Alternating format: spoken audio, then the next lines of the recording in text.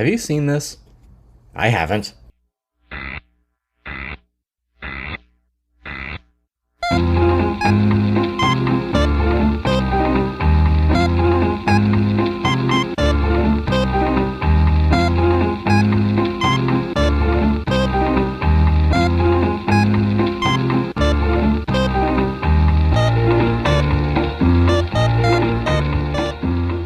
Welcome to Have You Seen This? The world's only podcast about obscure, overlooked, and misbegotten media. All discussions will be spoiler heavy. You have been warned.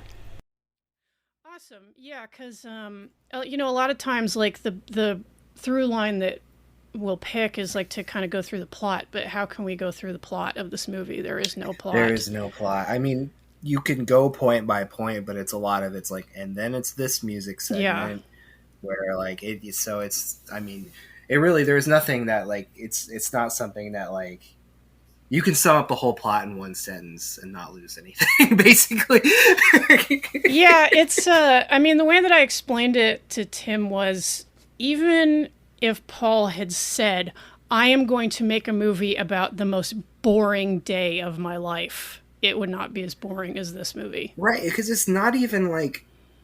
The event, none of the events are even a thing. Like it's just a movie about him falling asleep in a car and having a dream within a dream within a dream, and then waking up, and then it's not exactly Inception either.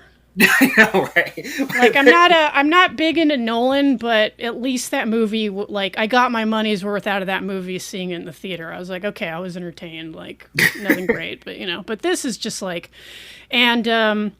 Well, before I get into that, I should say that I am talking with my friend from Twitter, and now yours, Jane Altoids. Jane, welcome. Hello, thank you for having me on the podcast. And you also do a podcast, do you not, called the, very excitingly, the Pacino Pod? Yes, yeah, we do a podcast where we've been watching and talking about every single film that Al Pacino has been in. And we're on the back end now, so but it's been a process. So you've done Cruising.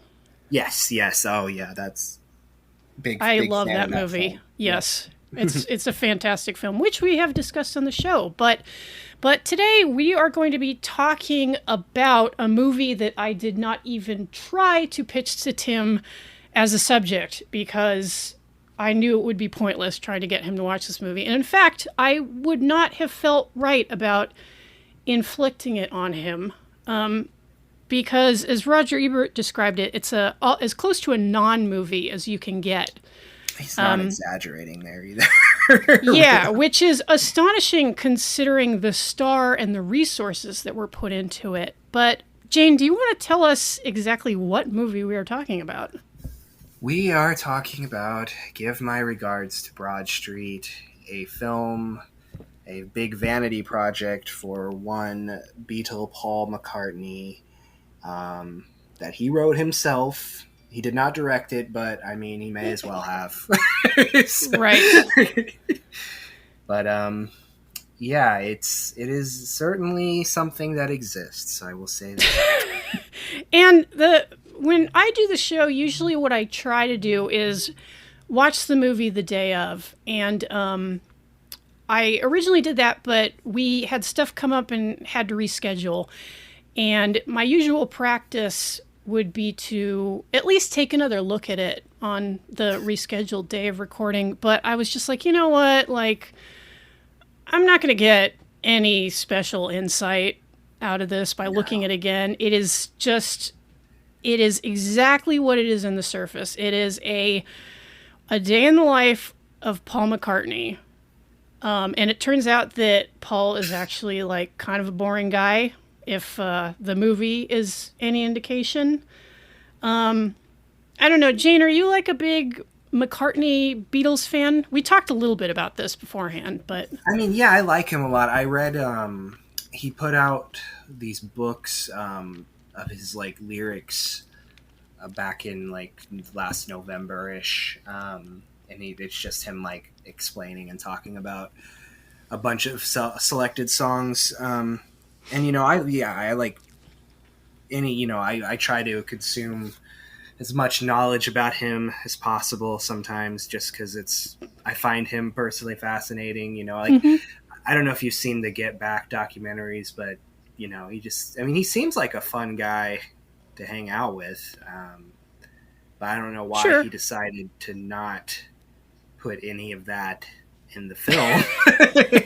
well, what I think the issue is, and this is the big issue I think with this film, is that Paul McCartney really wanted, famously, like in the 60s, the Beatles had like a bunch of movies that they did, and he hadn't acted since then. Ringo had done other stuff, but Paul really hadn't done much acting, and I think he was like, I want to, like back when the Beatles were together, when they did the Magical Mystery Tour film, which really I would say is the best analog to this movie, because it also has like no real plot to it, and it was very Paul McCartney driven project. Is that he wants to he like had this passion that he wanted to make a film without really knowing anything about film or really much of a knack for it.